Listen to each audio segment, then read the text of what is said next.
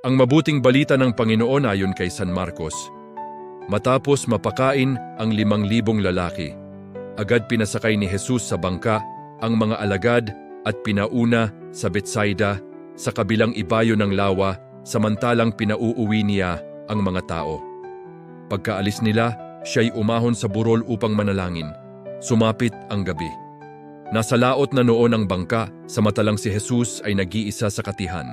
Nakita niyang nahihirapan sa pagsagwan ang kanyang mga alagad, sapagkat pasalungat sila sa hangin. At nang madaling araw na, sumunod sa kanila si Jesus na naglalakad sa ibabaw ng tubig. Lalampasan niya sana sila, ngunit nakita ng mga alagad na siya'y lumalakad sa ibabaw ng tubig, kaya't napasigaw sila. Ang akala nila'y multo at kinilabutan silang lahat, ngunit agad niyang sinabi sa kanila, "Huwag kayong matakot, si Jesus ito.